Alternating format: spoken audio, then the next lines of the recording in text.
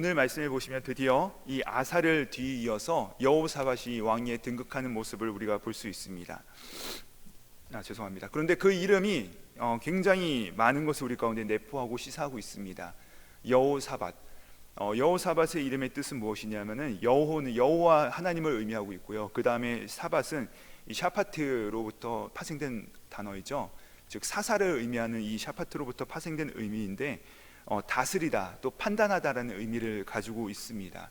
즉 이것을 합치면 무슨 말이 됩니까? 여호와 하나님께서 판단하신다, 여호와 하나님께서 다스리신다라는 의미입니다.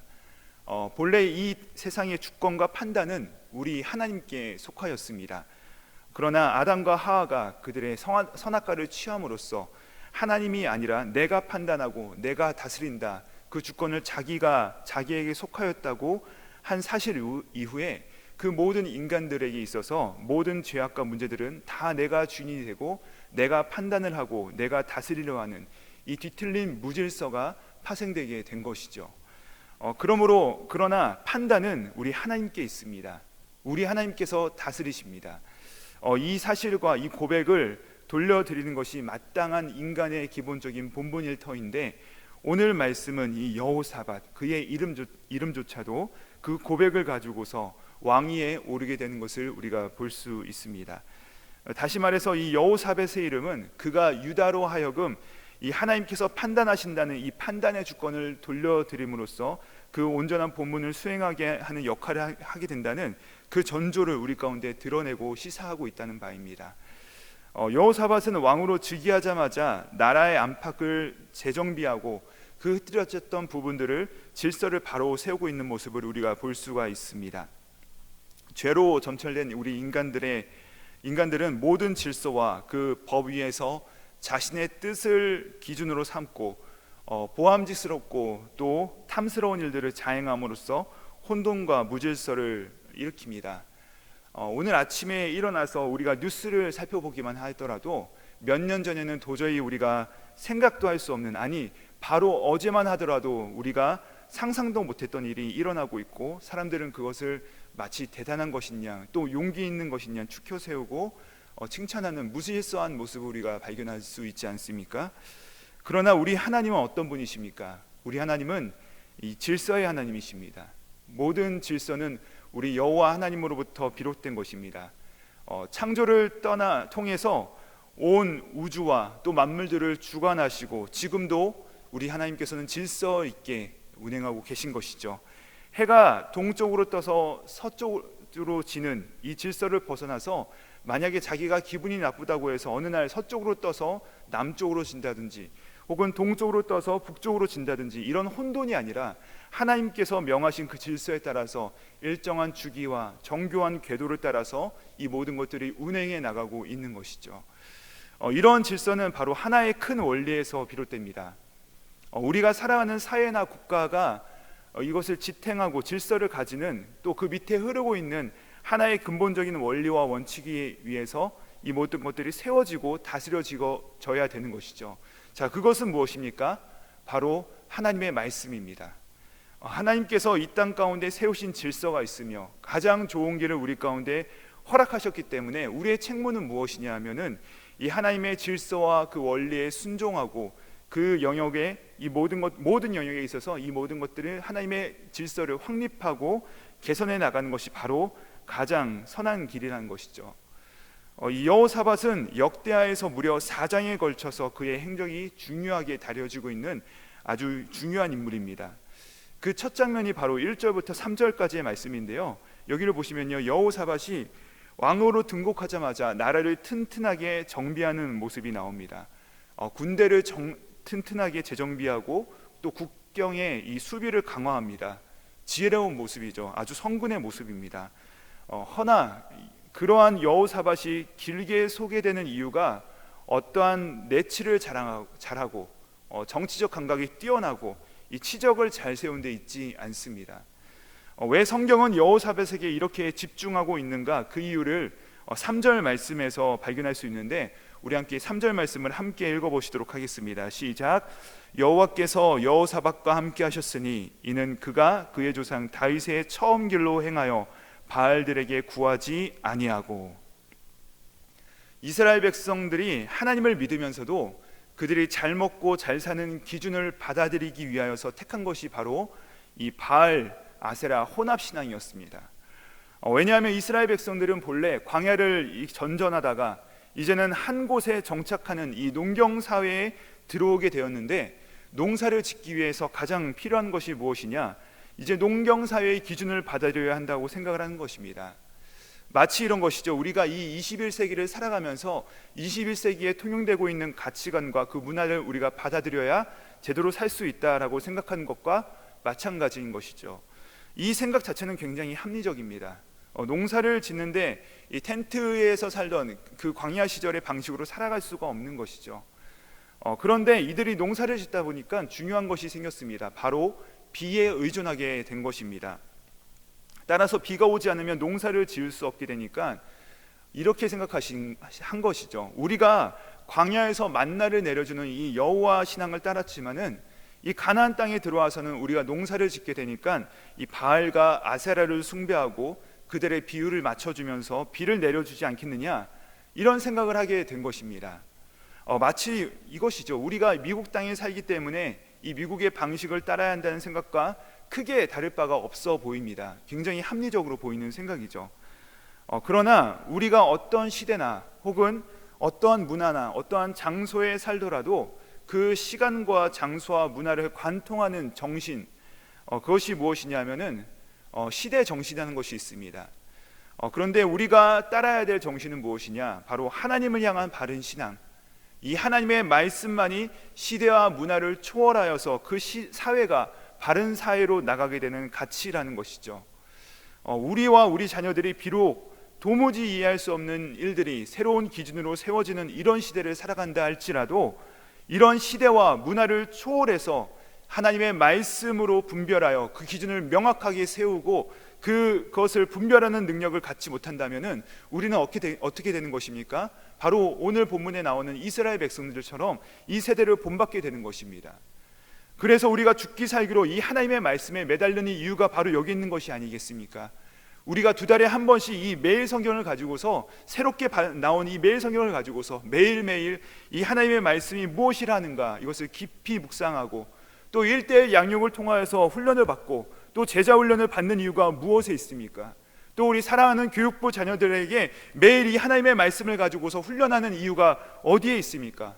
바로 여기 있는 것입니다.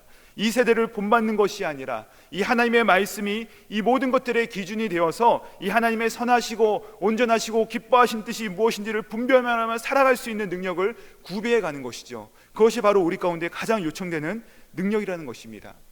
그러므로 이 여호사밧의 진가가 무엇입니까?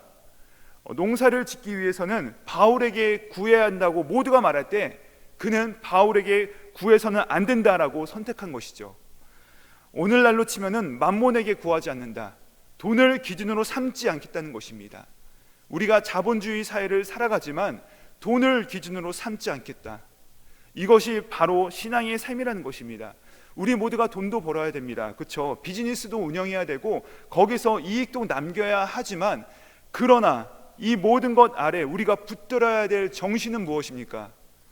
우리가 따르는 자는 바알이 아니라, 우리가 따르는 자는 만몬이 아니라 우리가 따르는 분은 바로 하나님이시다.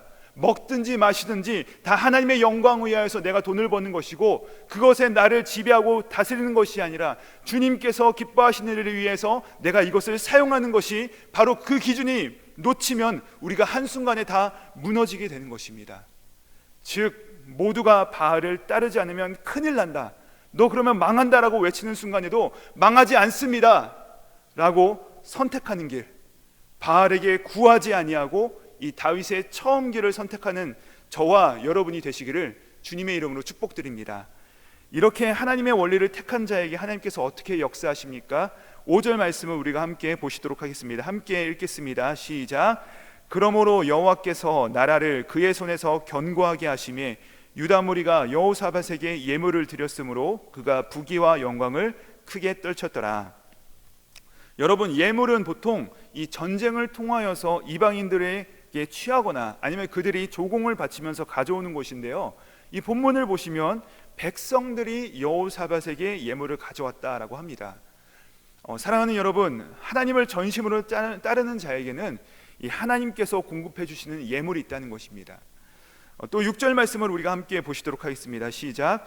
그가 전심으로 여호와의 길을 걸어 산당들과 아세라 목상들도 유다에서 제거하였더라.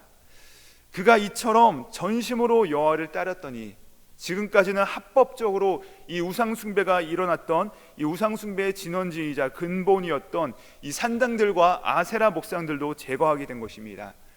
이때까지는 그 누구도 이 산당을 제거한 왕은 없었습니다. 그런데 이 여호사밧이 그 모든 것들을 다 제거해 버린 것입니다. 대단한 사역입니다. 그런데 이 여호사밧의 개혁의 핵심은요, 이 제거하는 것을 넘어서 채우는 것에 있습니다. 그 다음 절 7절부터 8절까지 보시면요, 방백들과 레위 사람들과 제사장의 이름이 쭉 나열되는데 9절에 보시면 이렇게 말씀하십니다. 그들이 여호와의 율법책을 가지고 유다에서 가르치되 그 모든 유다 성읍들로 두루 다니며 백성들을 가르쳤더라. 이 여호사밧이 나라도 견고하게 세우고 이 바알들에게 구하지도 않고요, 산당과 아세라 목상들도 없앴지만 그 없애는 데 그의 목적이 있는 것이 아닙니다. 뭘로 채웠는가? 이것이 중요한 것이죠. 자, 어떻게 하면 하나님의 뜻에 따라서 바르게 살 수 있습니까? 하나님께서 기뻐하시는 온전한 삶을 살아갈 수가 있겠습니까? 무엇을 없애는 것으로 가능합니까? 그렇지 않습니다. 시편에서 무엇이라 말씀하십니까? 청년이 그 행실을 무엇으로 깨끗게 하리까? 그에 따라서 주의 말씀을 따라 살 것입니다 라고 하는데, 그에 따라서 나오는 말씀이 무엇입니까? 그 다음 말씀이 중요한데 이렇게 말씀하십니다. 내가 주께 범죄하지 아니하려 하여 주의 말씀을 내 마음에 두었나이다. 우리의 신앙은요, 비우는 것에 목적이 있는 것이 아닙니다. 우리는요, 채우는 것이 목적입니다. 자, 무엇으로 채웁니까? 바로 이 하나님의 말씀으로 채우는 것이죠. 세상의 언어와 세상의 방법과 세상의 가치관이 아니라 하나님의 말씀으로 우리를 채우는 길, 이것이 바로 하나님의 길로 행할 수 있는 유일한 방법이라는 것입니다. 또한 7절부터 8절까지 보시면요, 이 레위인들이요, 어떤 자들입니까? 여호수아가 이 가나안 땅에 들어와서 정복 전쟁을 끝내고 나서 땅을 분배합니다. 그때 모든 12지파에겐 다 땅을 분배하지만 이들에겐 땅이 분배되지 않습니다. 대신에 이들을 48개의 성읍으로 두루 흩어지게 만듭니다. 왜 흩어지나요? 그들이 흩어지는 곳마다 바로 이 하나님의 말씀을 가르치는 것입니다.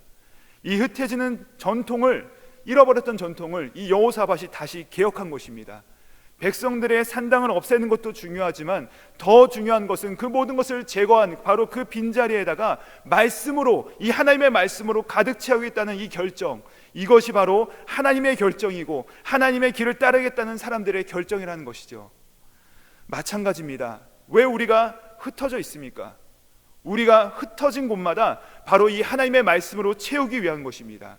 그곳에 하나님께서 하나님의 말씀으로 복음을 전하고 우리가 흩어져서 거기서 함께 기도하고 하나님의 말씀을 따라 살기로 결단하는 바로 그것이 바로 하나님께서 아브라함을 이 땅 가운데로 부르셔서 그와 그의 자손들로 하여금 바닷가의 모래와 같이 하늘의 별들과 같이 흩어져서 이 하나님의 의와 공도를 전하며 행하며 살아가는 것, 그리고 바로 이 명령이 신약에 이어져서 어떻게 이어집니까?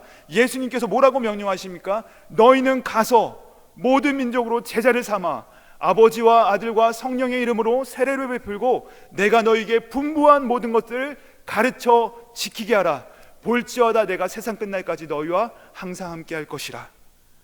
그래서 우리가 주일날 모이는 이유가 무엇입니까? 흩어지기 위하여서 모이는 것이고, 흩어져서 복음을 전하고 말씀대로 살아내다가 또 세상 가운데 분투하며 기력이 빠지고 지치면 우리가 다시 한번 예배로 모여서 힘을 얻고 다시 한번 결단하고 그 힘을 받고 나서 말씀을 가지고 흩어지는 것, 이것이 바로 참된 하나님의 백성의 모습이며 이것이 바로 여호사밧이 개혁했던 모습이라는 것입니다. 사랑하는 성도님들, 오늘 여호사밧의 모습을 통하여서 이 하나님의 길을 선택하는 자의 삶, 이 하나님의 말씀에 붙들린 삶, 이 하나님의 말씀에 우리의 빈 곳을 채우는 삶, 우리가 흩어진 그곳에서 이 하나님의 뜻이 이루어지는 삶을 살아가시는 저와 여러분이 되시기를, 우리 모든 KC교회 성도님들 되시기를 주님의 이름으로 축복드립니다. 함께 기도하시겠습니다. 하나님 아버지, 여호사밧의 개혁을 통해서 다시금 우리가 버려야 될 것과 또 구해야 될 것을 점검하게 하심을 감사합니다. 주님, 우리가 말씀에 붙들려 말씀대로 살아가는 이 말씀의 사람들이 되게 하여 주옵소서. 이 말씀으로 우리 삶을 개혁하고 세상 가운데 당당히 승리하며 나아가는 우리 모두가 되게 하여 주시옵소서. 말씀이 육신이 되사 우리 가운데 오신 예수 그리스도의 이름으로 기도드립니다. 아멘.